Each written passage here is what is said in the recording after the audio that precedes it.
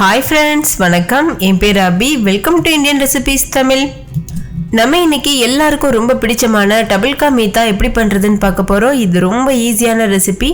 முக்கியமா பிகினர்ஸ் கூட ரொம்ப சுலபமா பண்ண முடியும். இது ரொம்பவே டேஸ்டாவும் இருக்கும். செய்யக்கூடிய பொருட்களும் ரொம்ப கம்மி. ஸ்வீட் சாப்பிடணும்னு தோணுச்சுன்னா சட்டுன்னு இந்த ரெசிபியை செஞ்சு உடனே சாப்பிடலாம். அவ்வளோ சீக்கிரமாகவும் செய்ய முடியும். இப்போ வாங்க இந்த வீடியோக்குள்ளே போய் இந்த ரெசிபி எப்படி பண்ணுறதுன்னு பார்க்கலாம். வீடியோக்குள்ளே போகிறதுக்கு முன்னாடி நம்ம சேனல் இந்தியன் ரெசிபீஸ் தமிழில் சப்ஸ்கிரைப் பண்ணாத ஃப்ரெண்ட்ஸ் சப்ஸ்கிரைப் பண்ணிக்கோங்க. கூடவே இருக்க பெல் சிம்பலையும் கிளிக் பண்ணிக்கோங்க. அப்போ தான் நான் தினம் அப்லோட் பண்ணுற புது ரெசிபீஸை நீங்கள் மிஸ் பண்ணாமல் பார்க்க முடியும்.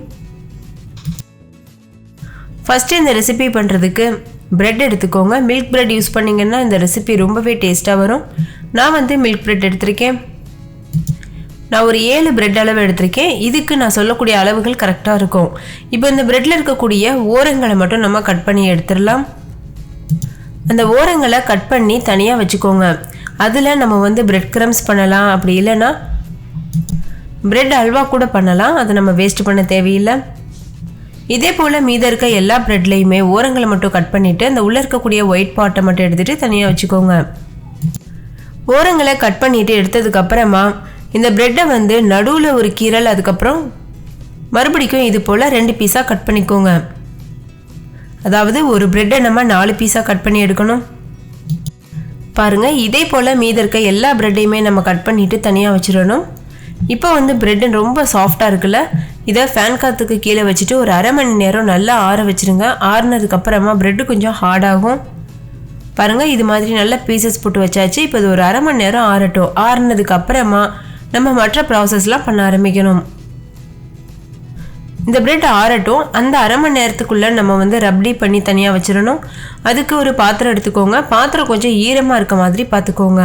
அப்போ தான் நம்ம பால் காய்ச்சும் போது பாத்திரத்தில் அடி பிடிக்காமல் வரும். Full fat cream milk 1/2 litre அளவு எடுத்துக்கோங்க. தண்ணி சேர்க்காத நல்ல கெட்டியான பால் எடுத்துக்கோங்க. இது இப்போ நல்லா கொதிச்சு பொங்கி வரட்டும். அது வரைக்கும் நம்ம வெயிட் பண்ணணும். இப்போ பாருங்கள், பொங்கி வந்துருச்சு. இந்த ஆடைகளெல்லாம் உள்ளே எடுத்து விட்டு இதை நல்லா கொதிக்க விடணும். பகுதியாக இது வற்றணும். அதாவது நம்ம 1/2 லிட்டர் அளவு பால் சேர்த்துருக்கோம். அது 1/4 லிட்டர் அளவுக்கு வற்றணும். நம்ம இதில் கோயா மாவா இதெல்லாம் யூஸ் பண்ணலை. பால் மட்டும்தான் வச்சு பண்ண போகிறோம். அதனால் கெட்டியான பால் எடுத்துக்கோங்க. இப்போ இதில் நட்ஸ் சேர்த்துக்கோங்க. நான் கொஞ்சம் போல் பாதாம், அதுக்கப்புறம் பிஸ்தா, இது ரெண்டுத்தையும் கட் பண்ணி வச்சுருக்கேன். அதை சேர்த்துருக்கேன். நீங்கள் உங்களுக்கு விருப்பமான எந்த நட்ஸ் வேணாலும் சேர்த்துக்கலாம். ஒரு கைப்பிடி அளவு நட்ஸ் சேர்த்தா போதும். இப்போ இதில் ஒரு அரை கப் அளவு சர்க்கரை சேர்த்துக்கோங்க. இது 100 கிராம் அளவு சர்க்கரை இருக்கும். இப்போ இதை நல்லா கலந்துக்கோங்க. அடுத்தது இதில் ஒரு 7-8 குங்குமப்பூ சேர்த்துக்கோங்க. குங்குமப்பூ நல்ல ஒரு ஃப்ளேவர் கொடுக்கும். அதே மாதிரி நல்ல ஒரு எல்லோயிஷ் கலரும் கொடுக்கும் நம்ம ரப்டிக்கு. இப்போ இதை நல்லா மிக்ஸ் பண்ணிக்கோங்க. ஓரங்கள் எல்லாம் எடுத்து விட்டு நல்லா மிக்ஸ் பண்ணணும். இது கெட்டியான பால் அப்படின்றதுனால நிறைய ஆடப்படியும். அதெல்லாம் உள்ளே எடுத்து விட்டு நம்ம கிண்டிகிட்டே இருக்கணும். இப்போ பாருங்கள், நல்லா கொதிச்சு நல்லா வத்திருச்சு பால். நல்ல திக்காகவும் இருக்குது. இது நம்ம ஸ்டவ் ஆஃப் பண்ணிவிட்டு ஆற வைக்கணும். ஆறும்போது இன்னும் நல்லா திக்காகும். அதே மாதிரி இது ஆறும்போது இந்த குங்குமப்பூவில் இருக்கக்கூடிய கலர் எசன்ஸ்லாம் இறங்கிட்டு நல்ல ஒரு கலர்லேயும் இருக்கும். இந்த டைமில் நம்ம ஸ்டவ் ஆஃப் பண்ணிவிட்டு இதை முழுமையாக ஆற வச்சிடலாம். உங்களுக்கு விருப்பம் இருந்ததுன்னா நீங்கள் இதில் ஏலக்காய் தூள் கூட சேர்த்துக்கிறலாம். இப்போ நம்மளுடைய ரப்டி தயாராக இருக்குது. இது ஒரு ஓரமாக இருக்கட்டும். இப்போ இந்த டைமில் நம்மளோட ப்ரெட்டு நல்லாவே ஹார்டாக இருக்கும். இப்போ ஒரு பேன் சூடுபடுத்திக்கோங்க. அதில் 3 டேபிள் ஸ்பூன் அளவுக்கு நெய் சேர்த்துக்கோங்க. நம்ம சேனலில் நம்ம சப்ஸ்கிரைபர்ஸ் சில பேருக்கு நெய் பிடிக்காது. அவங்க நீங்கள் எண்ணெய் யூஸ் பண்ணிக்கிறலாம். அப்படி இல்லைன்னா டால்டா கூட யூஸ் பண்ணலாம். நெய் உருகினதும் இதில் கொஞ்சம் போல் முந்திரி, அதாவது ஒரு 7-8 முந்திரி சேர்த்தா போதும். சேர்த்துட்டு லோ ஃப்ளேமில் வச்சுட்டு இது நல்லா வறுத்துக்கோங்க.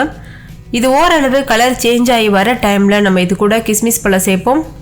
இப்போ முந்திரி நல்லா கலர் சேஞ்ச் ஆகிருச்சு. ஒரு கைப்பிடி அளவு கிஸ்மிஸ் பழம், அதாவது உலர்ந்த திராட்சை சேர்த்துக்கோங்க. சேர்த்துட்டு இதையும் லோ ஃப்ளேம்லேயே வச்சுட்டு நல்லா வறுத்துக்கோங்க. இது நல்லா பலூன் மாதிரி உப்பி வரும். அது வரைக்கும் நம்ம இதை வறுக்கணும். வறுத்துட்டு வேற ஒரு பாத்திரத்தில் மாற்றி வச்சுருங்க. இதே நெய்யில் நம்ம ப்ரெட்டையும் பொரிக்கணும். இப்போ பாருங்கள், நல்லாவே உப்பி வந்துருச்சு. இதை வேற ஒரு பிளேட்டில் மாற்றிடலாம். இப்போ இது தனியாக வெளியில் எடுத்தாச்சு. இது ஒரு ஓரமாக இருக்கட்டும். நம்ம இதை கடைசியாக ரெசிபியில் யூஸ் பண்ணுவோம். இப்போ இந்த நெய்யிலேயே நம்ம பிரெட் துண்டுகளையும் பொரிச்செடுக்க போகிறோம். நம்ம அரை மணி நேரம் ஃபேன் காற்றுக்கு கீழே ஆற வச்சுருந்தோம்ல, அந்த பிரெட் துண்டுகளை ஒவ்வொரு பீஸாக இதில் சேர்த்துருங்க. நான் வந்து 2 பேட்சாக இதை வந்து பொரிச்சு எடுக்க போகிறேன். ஃபஸ்ட்டு ஒரு பேட்ச் சேர்த்துட்டு 2 பக்கம் திருப்பி விட்டு கோல்டன் ப்ரௌன் கலர் வந்ததும் வெளியில் எடுத்துருங்க. அதுக்கப்புறம் மீத இருக்க ப்ரெட்டையும் நீங்கள் சேர்த்துக்கோங்க. ஒருவேளை உங்களுக்கு நெய் பத்தலைன்னா நீங்கள் இன்னும் கொஞ்சம் நெய் கூட சேர்த்துக்கிறலாம். எனக்கு இந்த நெய்யே போதுமான அளவு இருக்குது. இப்போ ஒரு சைடு நல்லா பொரிஞ்சிருச்சு. இந்த ப்ரெட்டை வந்து 2வது பக்கம் திருப்பி விட்டுருங்க. இந்த மாதிரி கோல்டன் ப்ரௌன் கலர் வரணும்.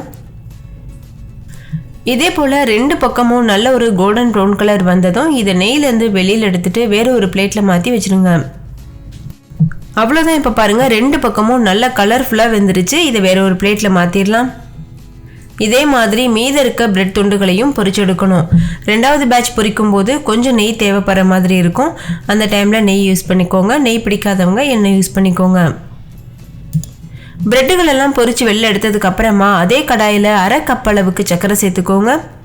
கூடவே 1/2 கப் அளவு தண்ணி சேர்த்துக்கோங்க. அதாவது 100 கிராம் அளவு சர்க்கரை இருக்கும், 100 ml அளவு தண்ணி இருக்கும்.